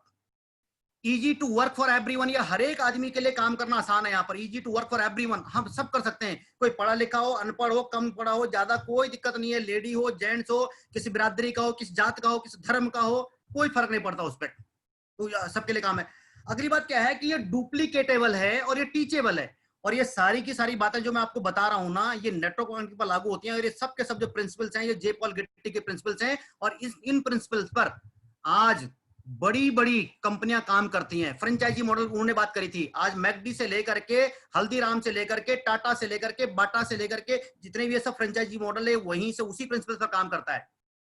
वो कॉर्पोरेट फ्रेंचाइजी है और आप और हमारा इंडिविजुअल फ्रेंचाइजी है। कॉर्पोरेट फ्रेंचाइजी लेने पर पैसे लगते हैं लाखों करोड़ों रुपए, individual franchise network marketing company देती है, ये बिल्कुल फ्री होता है। डुप्लीकेटेबल, टीचेबल है, अनलिमिटेड पीपल कैन अर्न, यहां से अनलिमिटेड लोग पैसा कमा सकते हैं, ये आपको हमको सबको जानकारी में है। And earning on many people efforts. उन्होंने एक बहुत बेहतरीन बात बोली थी अपने प्रिंसिपल्स में। और जे पॉल गेट्टी जी 23 साल की एज में विश्व के पहले मिलेनियर बन चुके थे सर। 23 साल की एज में, जब अपने में से बहुत सारे बच्चों को तो नाक पोछने की तमीज नहीं हो पाती है, बहुत सारे लोग हमारे बैंकिंग का काम, घर का काम तक नहीं कर पाते बच्चे 22-23 साल में। हम अभी बोलते कि बच्चे वैसा कोई ये नहीं कर सकता, हम करेंगे। वो 23 साल की एज में बन चुके थे मिलेनियर। तो उन्होंने इनकम के लिए एक बात और बोली थी, उन्होंने इनकम के लिए एक बात कही थी कि जो आपकी इनकम का सोर्स होना चाहिए ना, वो मल्टी डायमेंशनल होना चाहिए, या वो इनकम ज्यादा जगह से आनी चाहिए, सिंगल सोर्स पर निर्भर नहीं होने चाहिए आप। और उन्होंने उसका एग्जाम्पल दिया था कि 1 लाख की इनकम एक जगह से, या 1-1 हजार की इनकम 100 जगह से। तो बोला अगर आपको चुनाव करना पड़े तो आप 1-1 हजार की इनकम 100 जगह से उसका चुनाव करो। रीजन क्या है? अब बहुत सारे लोग नौकरी वाले, मैं भी नौकरी वाला था, अब 1 लाख की इनकम ले रहा, चौड़ा हो रखा है, टाई पहन करके, कोट पहन करके जा रहा, ऊपर भगवान जी नीचे मैं ही हूं, वैसा उसको तो यही लगता है। लेकिन अब कोरोना जैसा संकट आ गया, ये सब कुछ आ गया, तो 1 लाख की नौकरी धराशायी हो गई, कहानी खत्म। लेकिन अगर उनके पास में 1-1 हजार की इनकम 100 जगह से आ रही होती, अरे 10 जगह पर दिक्कत आती, 20 पर आती, 50 पर आती, तो तब भी तो 50,000 रुपए आते। ये जे पॉल गेट्टी के प्रिंसिपल्स हैं और हम लोग उसी मॉडल पर काम करते हैं। अरे आप 10, 12, 15 ग्रुप पर काम करते हैं, एक ग्रुप में कोई दिक्कत आ जाए, कुछ लोग कम भी कर रहे हैं। अब 1 लाख, अगर मैं रिजवान जी का नेटवर्क की बात करूं तो लगभग 12-15 लाख लोगों का नेटवर्क होगा। अरे लाख लोग निकल भी जाएंगे, नहीं भी करेंगे तो उनको कितना अंतर आने वाला है? अगर मैं तो 50% भी नहीं करेंगे तो कितना अंतर आने वाला है? क्यों? बहुत सारे लोगों के ऊपर निर्भर है सर, मल्टी डायमेंशनल जिसको इनकम बोलते हैं, वो वाला। इस लिहाज से आप और हम जितने लोग अभी यहाँ पर इस इंडस्ट्री को देख रहे हैं, जितने लोग आप मीटिंग अटेंड कर रहे हैं, आप खुश नसीब हैं कि आप पहले से इसका हिस्सा हैं, या आपको ये मौका मिल रहा है। और इसमें से भी वेस्टीज जो है वो राइट टाइम पर राइट अपॉर्चुनिटी है। बाली जी बार बार बोल रहे हैं कि हम फ्यूचर रेडी कंपनी है। क्यों बोल रहे हैं? मैं आपको अंदाज दिखाता हूं, आप सामने देख लीजिएगा। मैंने क्या बोला? शॉपिंग जो है ऑनलाइन वाला चलेगा, और वेस्टीज पहले से ही ऑनलाइन प्लेटफॉर्म पर शॉपिंग प्रोवाइड करा रहा है, सोचने की आवश्यकता नहीं है, उनके पास सारा प्लेटफॉर्म रेडी है। यही कारण था जब सब बंद थे, बहुत सारी कंपनियां बंद थी, हम लोगों ने मार्च के महीने में बाली जी की स्टेटमेंट के अकॉर्डिंग 173 करोड़ का बिजनेस किया, और अप्रैल के महीने में जब सब लॉकडाउन था 114 करोड़ का बिजनेस कर दिया, और पिछले महीने 160 करोड़ का बिजनेस कर दिया। आप सोच के देख लो, यही कारण है। अगला वाला हमारा जो बिजनेस है ये based on FMCG, fast moving consumer goods के ऊपर बेस्ड है, चाहे ओरल केयर हमारा है, हेयर केयर है, face care, skin care, home care, सब यूज होते हैं आपके घर में। एफएमसीजी बेस्ड है हमारे पास में। Wellness and health care products, मैंने क्या बताया था, मेडिकल एंड फार्मा 100% चलेगा सर, लोगों को आवश्यकता है। और हमारे पास तो जो वेलनेस के प्रोडक्ट हैं ये बीमार होने से पहले बचाता, तो इसकी आवश्यकता और पहले है। और कोरोना के काल में हम वेस्टीज के सप्लीमेंट्स को, जो पहले हमको बताने में दिक्कत होती थी, लोगों को लोग समझ नहीं पाते थे, दुनिया भर की दिक्कत है, इम्यून क्या होता है उनको समझ नहीं है, हमारे मतलब का नहीं है। लेकिन पिछले 3 महीने से ना देशी और विदेशी से लेकर के सब लोगों ने, WHO से लेकर के, सरकार से लेकर के, जिसको बोल दो आप, प्रधानमंत्री से लेकर के, बड़े से बड़े के राष्ट्राध्यक्ष से लेकर के, सब ने बोला भाई साहब जीवित रहना है तो इम्यून पावर बढ़ानी पड़ेगी, सप्लीमेंट खाने पड़ेंगे सब। और आज भारत सरकार ने सप्लीमेंट्स को एसेंशियल कैटेगरी के प्रोडक्ट्स में ला दिया है, कि समझ मान लग गया है कि आने वाले समय में बिना फूड सप्लीमेंट के काम चल नहीं पाएगा सर। हम तो उसमें पहले से ही है। अगली बात, किचन एसेंशियल्स। जी हाँ, किचन चलेगा, ग्रोसरी 2 महीना सब बंद रहा, लेकिन ग्रोसरी की दुकान चल रही थी, दवाई की दुकान चल रही थी। तो हमारे पास में हेल्थ फूड है, वेस्टीज वेस्ट डील, हमारे पास में आटा दाल चावल। साथ में works on consumer networking distribution model के ऊपर, जहां से रोजगार मिलता है लोगों को, रोज लोग अर्निंग कर सकते हैं, ये मौका आज आपके पास में है। और वर्क फ्रॉम होम, इसका मतलब वो चलेगा, तो वेस्टीज उसके लिए आइडियल प्लेटफॉर्म है, जहां पर आप पहले से ही लगे पड़े हो, अटैच्ड हो। बस आपको उसकी पावर समझ करके और डीप में काम करने की आवश्यकता आपको ध्यान में आ जाएगा। और वेस्टीज ने पिछले 16 सालों में ये अपने आप को प्रूफ कर दिया है, और अब प्रूव करने की बारी यार आपके हमारी, हम सब लोग जानते हैं आज लाखों लोग उसके माध्यम से उनका परिवार चल रहा है, 5000 से ज्यादा लोग अपनी 1 लाख से ऊपर की इनकम ले रहे हैं, वो सब आपको और हमको सबको पता है। इसलिए आइडियल है, अब प्रूफ हमको करना है। टॉप 30 में आज हम लोग हैं, ये आपको सबको जानकारी है, क्योंकि मैं अलग से इस पर फोकस नहीं करना चाह रहा हूं, तो आप सबको ये जानकारी है जितने वेस्टीजन हैं यहाँ पे। अगर मैं आगे की बात करूं अब, लेकिन फिर भी बहुत सारे लोग अभी मीटिंग में बैठे हैं, जबरदस्ती कान पकड़ करके बिठा रखा होगा, किसी को कुछ करके बिठा रखा होगा, वो कंफ्यूज फिर भी रहता है, वो हमेशा कंफ्यूज में कि है नहीं है, करना चाहिए नहीं करना चाहिए। तो मैं आपको ये बता रहा हूँ भाई साहब, डोंट हैव एनी कंफ्यूजन, ये बिजनेस आपके लिए है। अगर आपके अंदर भी कंफ्यूजन चल रहा है मेरे लिए है कि नहीं है, मुझे ऐसा काम करना भी चाहिए कि नहीं करना चाहिए, मैं कर भी पाऊंगा कि नहीं कर पाऊंगा, मैं किसी को बता पाऊंगा कि नहीं बता पाऊंगा, मेरा कोई नुकसान तो नहीं होगा, मेरे पास अच्छा काम है, मुझे करना चाहिए कि नहीं करना चाहिए, लोग क्या सोचेंगे, मुझे सफलता मिलेगी कि नहीं मिलेगी, मेरा बिजनेस चलेगा कि नहीं चलेगा, अगर ऐसा कंफ्यूजन कोई आपके पास में है तो मैं आपके कंफ्यूजन को बिल्कुल दूर कर देने वाला हूं। बस ध्यान दीजिएगा अगली स्लाइड पर, मैं आपको आगे बताने वाला हूं। सबसे पहला मैं कह रहा हूं सर, वेस्टीज की अपॉर्चुनिटी सबके लिए है, जो सांस ले रहा है ना उन सबके लिए है, समझ लीजिए। क्यों? मान लीजिए आप कंज्यूमर हैं, बीइंग ए कंज्यूमर, अगर कंज्यूमर हैं, आप अच्छा पैसा कमा रहे हैं, तो भाई अपने परिवार को अच्छा खिलाना भी तो चाह रहे हैं, डिस्काउंट भी चाह रहे हैं, सेविंग भी चाह रहे हैं, तो हमारे यहाँ पर ग्रेट डील्स भी है, सेविंग डिस्काउंट सब है हमारे यहाँ पे। और साथ में लाइफ टाइम बिजनेस अपॉर्चुनिटी भी आपके पास में। हमारे पास अभी बहुत सारे लोग थे जो केवल कंज्यूमर बने थे, और कोरोना के काल में उनको एक बात ध्यान में आ गई कि यार ये तो बहुत बढ़िया वाला है, अब वो काम करने लग गए, क्योंकि अपॉर्चुनिटी पहले से थी, कोई 20 पर पहुंच रखा है, कोई किसी लेवल पर पहुंच रखा है, वहीं से उसने करना चालू कर दिया, वो आज 10-15 हजार रुपए की इनकम भी ले रहा है। तो ये अवसर आपके लिए है हमेशा के लिए। अगर आप वर्किंग हैं, आपके पास कोई अच्छा जॉब है, कोई दिक्कत नहीं सर, प्लान बी के लिए काम कीजिएगा। हो सकता है उस जॉब के साथ कोई ऊंच नीच हो जाए, हो सकता है परिवार के अर्निंग मेंबर के साथ कुछ ऊंच नीच हो जाए, तो उस दिन के लिए आपके पास कोई प्लान बी तो होना चाहिए, ताकि आपके परिवार को उस स्थिति से ना जूझना पड़े, वो सड़क पर ना आए, एक पैसे के लिए मोहताज ना हो। और यही प्लान बी आपको लग्जरी लाइफ की तरफ को लीड कर देता है सर। मैंने प्लान बी के लिए काम किया था 4 साल, और जब मेरा प्लान बी मेरे प्लान ए से ज्यादा देने लग गया, तो मैंने प्लान ए को बाय बाय टाटा कर दिया, और आज मैं लग्जरी लाइफ को लीड कर रहा हूं। ये आपको मौका मिलेगा। अगर आप विद्यार्थी हैं, आप स्टूडेंट्स हैं, कोई दिक्कत नहीं सर, आप अच्छी पढ़ाई करो, मुझे कोई दिक्कत नहीं, आप MBA करो, BBA करो, CA करो, वकीली करो, मतलब ये वाला काम करो, कोई दिक्कत नहीं है। लेकिन साथ में अगर आपको CA करते हुए नहाना पड़ता है, रोजाना चाय पीनी पड़ती है, और वो चाय और साबुन को बदल दो और उसमें से भविष्य के लिए आपके पास एक करियर ऑप्शन निकल करके आ जाएगा, तो क्या बुराई है जी। हम बहुत सारे लोग शिवम गोस्वामी का एग्जांपल दे रहे हैं, हमारी टीम में बहुत सारे लोग हैं, मेरी टीम में नितेश गोलोटिया जो CA की पढ़ाई कर रहा था, आज 1 लाख रुपए की इनकम ले रहा है, आज अपनी गाड़ी चला रहा है। ये ऑप्शन आपके पास में भी है, कोई जरूरी थोड़ी है। तो करियर ऑप्शन भी आपके साथ में है बीइंग ए स्टूडेंट। आप हाउस वाइफ हैं, आपके घर में आपके हस्बैंड, आपके घर में कोई दूसरी सोर्स ऑफ इनकम हो, कोई दिक्कत नहीं है। प्लान बी, अगर उस सोर्स के साथ कोई दिक्कत आ जाए कभी, तो आपके पास में ये वाला प्लान बी काम करेगा। मेरी टीम में बहुत सारी महिलाएं हैं आज जिन्होंने उस समय इसको अपनाया था, और आज उनके परिवार का मेन सोर्स ऑफ अर्निंग बन चुका है। वो अपने अपने हस्बैंड की जॉब छुड़वा चुके हैं, बहुत सारे लोग इंडिपेंडेंट हो चुके हैं। साथ में आपको देगा सेल्फ आइडेंटिटी। आपको अपनी पहचान का मौका देगा। बहुत सारे लोग हम लोग जानते हैं, एकता मैम को हम लोग जानते हैं और बहुत सारे लोग हम लोग को जानते हैं, महिलाएं हमारे यहाँ पर आज उनकी अपनी आइडेंटिटी है, उनके घर वालों को, उनके हस्बैंड को लोग उनके नाम से जानते हैं। अच्छा, उनके हस्बैंड, हाँ, परिचय देना पड़ता है, तो ये आपको सेल्फ आइडेंटिटी का मौका मिलता है। अगर आप ड्रीमर हैं, ड्रीम्स जॉब से पूरे नहीं हो पा रहे हैं, आपको जॉब अच्छी है लेकिन कोई जरूरी नहीं है कि वहां से आप लग्जरी गाड़ी चला पा रहे हो, ऑडी, मर्सिडीज, बीएमडब्ल्यू नहीं चला पा रहे, साल भर में 2 बार विदेश घूमने नहीं जा पा रहे, तो भाई साहब ड्रीमर है तो यहाँ से आपकी ड्रीम्स फुलफिल हो सकती है और लग्जरी लाइफ की तरफ लीड कर लोगे। आप प्रोफेशन में हैं, किसी में सीए हो, आप वकील हो, जितने भी बड़े बिजनेसमैन हैं, जितने भी बड़े इंडस्ट्रिस्ट हैं, वो एक्सपेंशन करते हैं सर, इस सेक्टर से इस सेक्टर में, इसमें काम चल रहा है एक नए सेक्टर में और एक्सपेंशन करता हूं मैं, तो भाई साहब आप भी एक्सपेंशन कर लो, क्या दिक्कत आ रही है? वो वाला काम तो चल ही रहा होगा, ये वाला काम, इसमें पैसा भी नहीं लगना, एक्सपेंशन भी हो गया, एक सेक्टर और आ गया। जे पॉल गट्टी जी बोलते हैं कि एक ही सोर्स पर निर्भर मत रहो, साथ में ये रिसेशन प्रूफ भी बिजनेस है। तो मुझे लगता है कि आप जितने लोग इसको सुन रहे हैं या जितनों को लोग आप जानते हैं, आप सब लोग इसमें से किसी न किसी सेगमेंट में आते ही आते हो, तो इसका मतलब ये बिजनेस 101% आपके और आपके लोगों के लिए है। कि पहली बात होगी कि है कि नहीं है, निश्चित है सर। और अगली बात मैं आपको लेकर के चलता हूं, लेकिन इसके जैसे मैंने बताया कि आने वाले समय में नेटवर्क मार्केटिंग और ज्यादा चलेगा, तो इसके नाम पर फ्रॉड भी ज्यादा होंगे और लोगों को कई बार समझ नहीं आती है, लोग जल्दी रिटर्न के चक्कर में, कच्चे लालच के चक्कर में पड़ जाते हैं। अब इस इंडस्ट्री को कहा जाता है कि 50 साल बनाम 45 साल बनाम 5 साल। अब आदमी सोच रहा है यार बात तो ठीक बोल रहा है, वो 45 को 5 साल की जगह और 5 महीने में चाह रहा है वैसा कि 5 महीने में मैं लखपति करोड़पति बन जाऊं, और वो लालच है।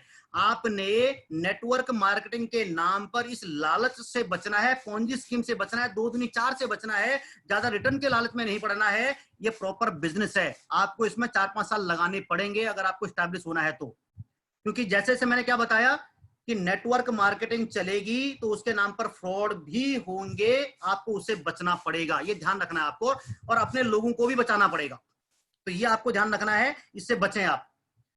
तो आपको सही निर्णय लेना है, मैंने क्या बताया, ये आपके लिए है, निश्चित रूप से आपके लिए है ये, लेकिन ये तब है जब आपके लिए, जब आप सही निर्णय सही समय पर लेंगे। अगर हमने नहीं लिया होता 2012 में, रिजवान जी साथ में आज किस लेवल की इनकम है मुझे बताने की आवश्यकता नहीं है, अगर हम लोगों ने वो सही निर्णय नहीं लिया होता, मैं तो, रिजवान जी का तो घर दिल्ली में है, मैं तो फिर भी बोल रहा हूँ, मैं तो बिना मैं किराए पर रहता था, मेरी जॉब के साथ कुछ, अब कोरोना का काल तो आपके लिए भी है, मेरे लिए भी है, मेरी जॉब के साथ कुछ ऊंच नीच हो जाता तो मेरे को तो गठरी लेकर के अपने बच्चों को लेकर के गाँव भागना पड़ता भाई साहब, सोच के देखो आप।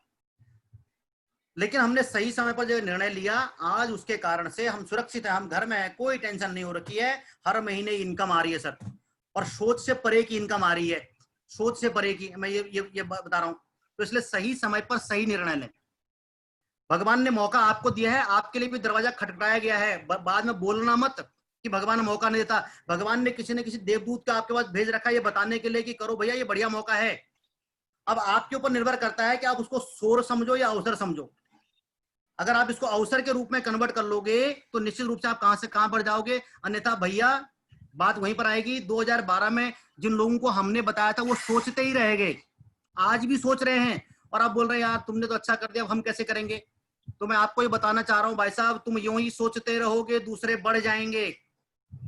निर्णय लेना है, बिना निर्णय से कोई बात बनती नहीं है, अन्यथा तुम यूं ही सोचते रहोगे दूसरे बढ़ जाएंगे, तुम यूं ही टालते रहोगे दूसरे कर जाएंगे। आपने देखा होगा आपके सामने सामने लोग कर गए हैं सर, कोई लाख कमा रहा है, कोई 2 लाख कमा रहा है, कोई 5 लाख कमा रहा है, आप अभी भी लगे हो अच्छा देखते हैं इनको प्रूव करने दो। अरे भैया क्या प्रूव करोगे, 16 साल से कंपनी प्रूव कर रही है, 100 साल से इंडस्ट्री चलती है।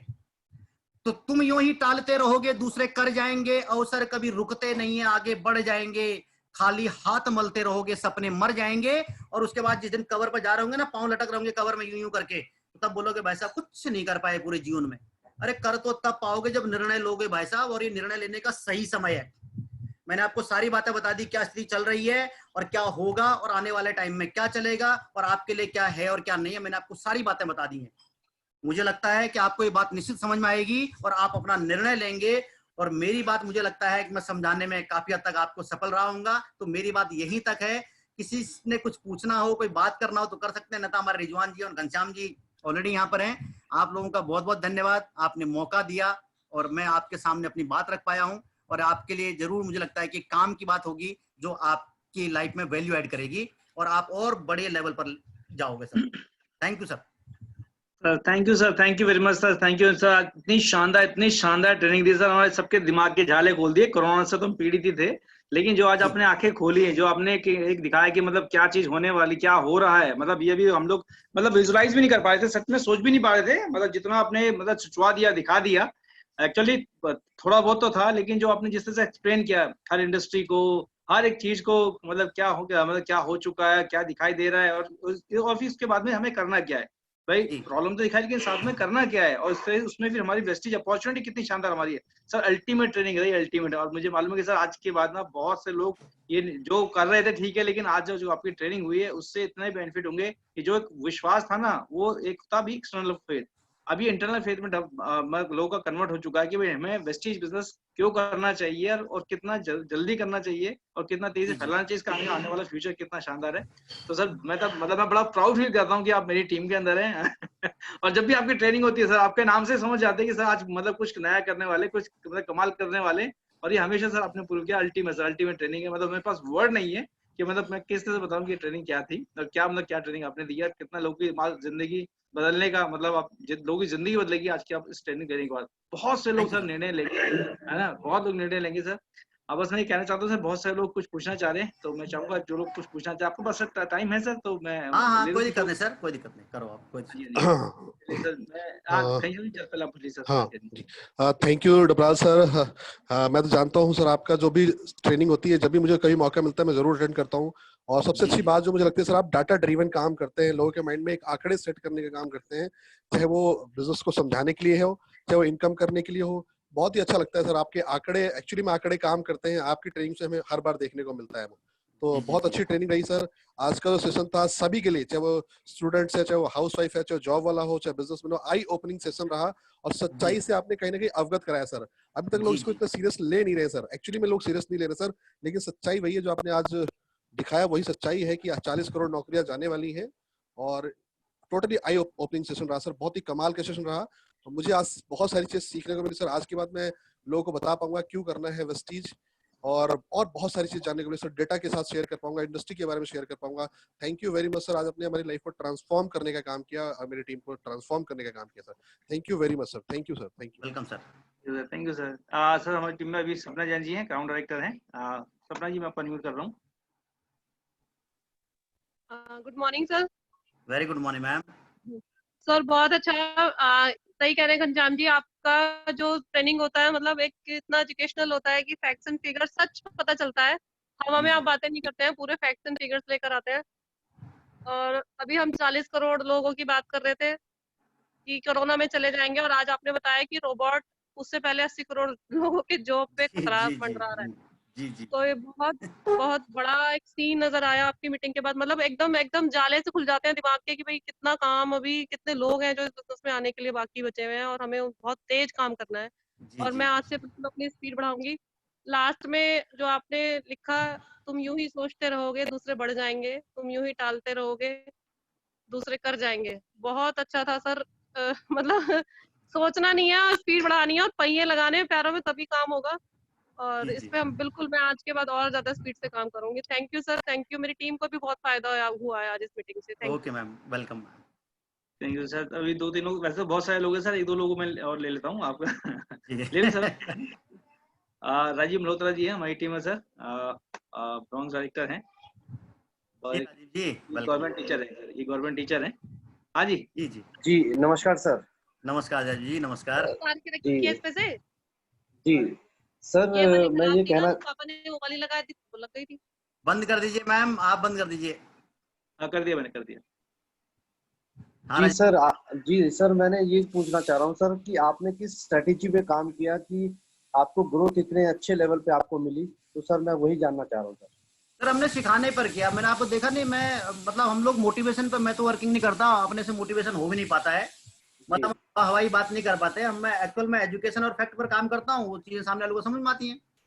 ओके। एजुकेशन सर, लोग जितने ज्यादा लोगों को एजुकेट करोगे स्वाभाविक। सर ऐसा है, एजुकेशन और मोटिवेशन में यही फर्क है। मोटिवेशन दारू की तरह है, रात को पियोगे सवेरे उतर जाएगी। एजुकेशन देसी घी की तरह है भाई साहब, एक बार पिला दोगे हट्टा कट्टा बन जाएगा तो आगे भी काम करेगा। क्या बात है। जी जी, बहुत कोई बढ़िया फर्क ही सर, नहीं बहुत है। बढ़िया। कमाल है, बहुत कमाल बढ़िया। है, कमाल है। सिर्फ बहुत दारू चीजें पीनी है कि हैं। घी पीना है आप समझ लो। Yes, yes, जी जी जी, बहुत बढ़िया, बहुत बढ़िया। Thank you sir, very thank good you sir, very much sir. बहुत बढ़िया सर, बहुत जी बढ़िया सर, बहुत बढ़िया, बहुत बढ़िया सर। राइट, चलिए सर, हमारे मैं ज्योति जैन जी हैं, मैं इनको अनम्यूट कर रहा हूँ। जी ये इसका डायरेक्टर हैं। हाँ जी, देश जी जाति की मैम, टीम जी से। मैम। ज्योति जी, मैं आपको अनम्यूट कर रहा हूँ। Thank you sir, thank you Rizwan sir. Yes ma'am, thank you very good sir, morning. Good morning sir. बहुत बहुत बढ़िया ट्रेनिंग थी सर, बहुत कमाल की थी सर। वाकई में ऐसा लग रहा था कि अभी तक हम भी शायद काम तो कर रहे हैं लेकिन सो रहे हैं।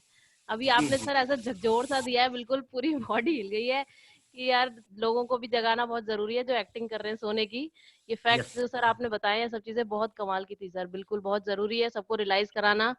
अपने जितने भी जिनके भी हम चाहते हैं सर जिंदगी में कुछ सही हो आगे लाइफ में, ऐसा फेस ना करना पड़े उन्हें जिंदगी में, जरूरी है सर। और बहुत इसके लिए जरूरी सर है। जितना होगा उतना करेंगे सर, यस बिल्कुल झकझोरेंगे सबको और खुद को भी sir. Thank you so much sir. ऐसी ट्रेनिंग सर चाहिए सब लोगों को जल्द, time to time. Thank you so much yes sir. Ma'am, yes. हम लोग सौभाग्यशाली हैं, हम पहले से वेस्ट बिल्कुल में हैं सर। और अच्छे मतलब आप कल्पना करो, ये भी जो है ना वो सौभाग्यशाली है। नहीं तो 10-10 कंपनियां करने के बाद भी आदमी को अच्छी कंपनी नहीं मिल पा रही है, आदमी बिल्कुल भटक। बिल्कुल सर, हम तो बहुत लकी हैं। Thank you sir. और सर हम घी पीकर ही पूरे मोटिवेट हैं सर, हमें दारू की जरूरत नहीं है। Thank you sir, yes. Right. Thank you sir. जी चलिए, मैं मनीष जी को अनम्यूट कर रहा हूँ, कैसमैन है ये सर। हाँ जी Manish ji. Good morning sir, good हाँ morning Manish ji, good Dabral morning. Sir. नमस्कार। बहुत बढ़िया सर ट्रेनिंग रही और मैं वाकई आपकी ट्रेनिंग एक बारी पहले भी अटेंड कर चुका हूँ और मैं फैन हूँ आपका एजुकेशन का। बहुत ही मतलब टू दी पॉइंट आपकी ट्रेनिंग होती है, प्रैक्टिकल ट्रेनिंग होती है, फैक्ट्स एंड फिगर आप जो भी शेयर करते हैं उसके पीछे पूरा डाटा ड्रिवन होती है सर। जी जी बहुत जी सीखने को मिला sir, thank you so much. और आपका प्रेजेंटेशन का तरीका बहुत बढ़िया है, सिंपल तरीके से करते हैं और लोगों को मतलब अंदर उनकी आत्मा तक को हिला देते हैं सर आप। तो thank you so much sir, और बहुत सीखने को मिला। Thank you sir, thank you so okay, much. Welcome, thank you. हाँ सर, हमारे बीच में sir, thank you sir. Sir हमारे बीच में राकेश यादव जी हैं सर, रेवाड़ी से। अच्छा, हाँ राकेश जी। इनको मैं इनवाइट कर रहा हूँ सर। एक्चुअली थोड़े नीचे से दिखाई मुझे आप दिए हैं। राकेश जी, मैं आपको इनवाइट कर रहा हूँ। राकेश जी,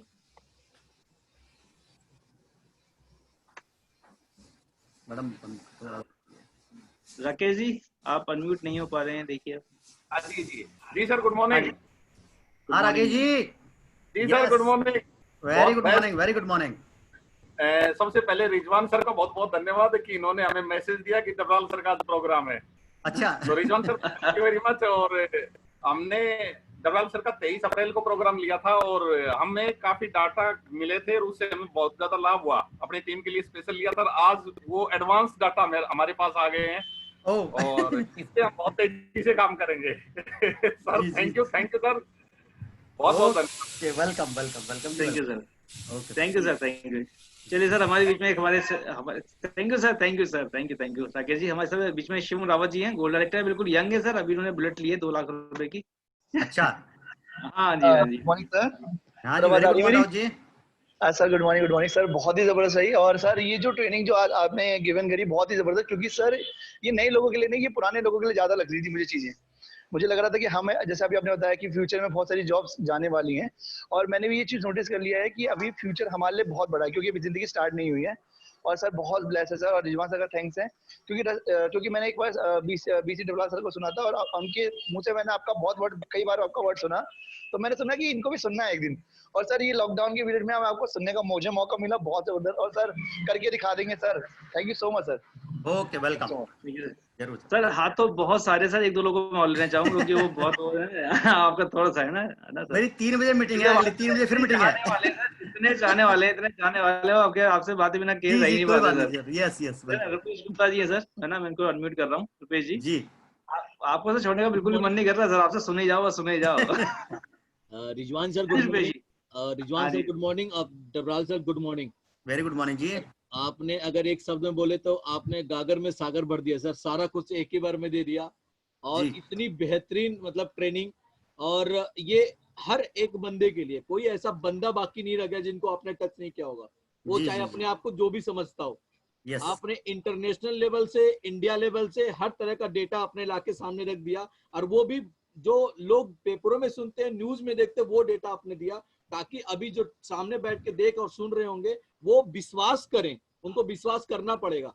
जी आपने बिल्कुल सही बात बोला कि हम लोग अपना डेटा नहीं शो किए ताकि उनको प्रॉब्लम ना हो कि हमने तो अपना लिखा है। यस बहुत बेहतरीन सर, और इससे सबको फायदा मिलेगा।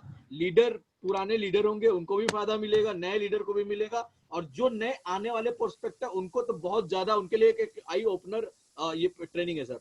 बेहतरीन sir, thank you thank you thank you. Okay sir, thank you हमारे घनश्याम जी। हाँ सर, थैंक यू सर। हमारे साथ बीच में बाल किशन पुरी जी, ग्राउंड डायरेक्टर। हाँ पुरी जी, हाँ जी पुरी जी। हाँ बालकिशन जी, मैं इनको अनम्यूट कर रहा हूँ। अरे ऊपर चले जाते हैं। हाँ sir, good morning sir, good morning. Very good morning जी पुरी जी, गुड मॉर्निंग। और सर आपकी ट्रेनिंग में जैसे मुझे पता चला कि आज आपकी ट्रेनिंग है, तो पहले तो हम लोग पैसा खर्च करके आपकी ट्रेनिंग लेते थे, और ट्रेनिंग में, और इस लॉकडाउन का तो सर हमें बहुत फायदा मिला है, क्योंकि और लोगों का काम तो बंद हो गया, लेकिन हम लोगों का काम चलता रहता है। ये बड़ी बात है कि क्योंकि जो भी करता है ऊपर वाला वो अच्छे के लिए करता है, और आगे आने वाले समय के अंदर हमें ऐसे ही जीना पड़ेगा और ऐसी ही ट्रेनिंग मिलती रहेगी। और ये पता नहीं कब, लेकिन आपने आज थोड़ा सा मार्गदर्शन किया कि आने वाली इंडस्ट्री कौन सी इंडस्ट्री चलेगी और कौन सी इंडस्ट्री बंद होने वाली है, और कितने लोगों का रोजगार है और कितने लोगों को आगे इस इंडस्ट्री के अंदर मौका मिलेगा। तो ये सभी के लिए था सर, और हम आपके आभारी रहेंगे, ऐसे सिखाते रहे और आगे बढ़ते रहेंगे सर।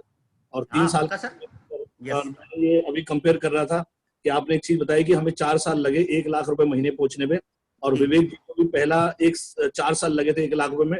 लेकिन हम बड़े भाग्यशाली हैं, क्योंकि जब ऐसी ट्रेनिंग मिली तो मैं तो 1 साल के अंदर ही 1 लाख रुपए में पहुंच गया था सर। तो मैं तो अपने आप को सौभाग्यशाली समझता हूँ कि आप जैसे लीडर्स और रिजवान सर हमारे अपलाइन में आते हैं, और बहुत सारी एक सीरीज है अपलाइन की, ग्रेट अपलाइन है, और शायद मुझे नहीं लगता कि पूरे वेस्टीज के अंदर इतने टॉप के अपलाइन हमारे पास पड़े हैं। एक खजाना है हमारे पास तो, और उनसे सिर्फ सीखने की जरूरत है। और जब भी रिजवान सर की कोई भी ट्रेनिंग होती है या किसी भी सीनियर की ट्रेनिंग होती है, वो भी जो हमारे अपलाइन में है, तो हमें बड़ा मजा आता है सर। हमारे ग्रेट अपलाइन इतने बढ़िया हैं और सिखाते रहते हैं, और हम बहुत आगे करके जाएंगे और बहुत लोगों को आगे लेके जाएंगे। और थैंक यू सर, विजुअल सभी लोग अपना ध्यान रखें। जी जी, thank you sir, thank you. तो रिजवान जी ने समय लिया, मेरे पास समय था नहीं, मैं मना नहीं कर पाया उनको। मेरी मीटिंग हाँ सर, आपने बताया था कि आपका अभी 3 बजे है, 1:05 बजे है, 1:05 बजे। हाँ जी हाँ जी, आपने कहा आपका सर पूरा पैक था, वो मैंने लिया सर आपसे रिक्वेस्ट करके। Sir thank you very much sir. बस एक लास्ट है सर, हमारे महिपाल रावत जी हैं, 17 साल से एमवे कर रहे थे, अभी वेस्टीज बिजनेस में स्टार डायरेक्टर है सर। मैं बस लास्ट सर को ले रहा हूँ, और बाकी और लोगों से क्षमा चाहूंगा क्योंकि सर की अभी मीटिंग है, मैं और लोगों को नहीं कर पाऊंगा। महिपाल जी मैं आपको अनम्यूट कर रहा हूँ। हाँ जी महिपाल जी, आप अनम्यूट हो चुके हैं।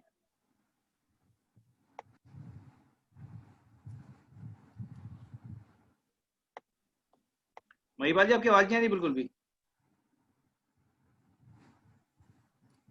मैं आपको अनम्यूट कर रहा हूँ दोबारा से।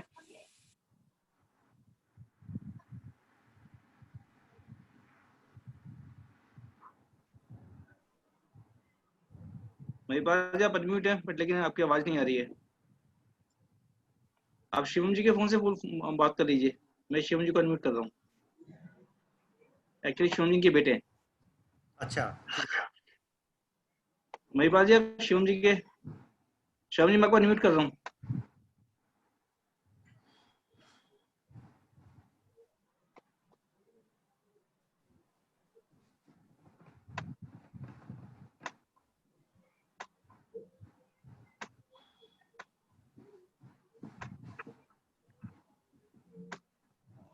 शिवम जी ना तो आपकी एक मिनट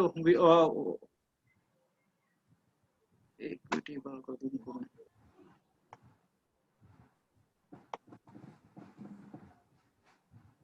ठीक है सर, आई थिंक कुछ टेक्निकल प्रॉब्लम है।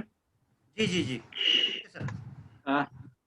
ठीक है sir, thank you very much sir, आपने इतना समय दिया, और आपका बहुत बहुत धन्यवाद सर। सभी को प्रणाम। ठीक है, थैंक यू सर।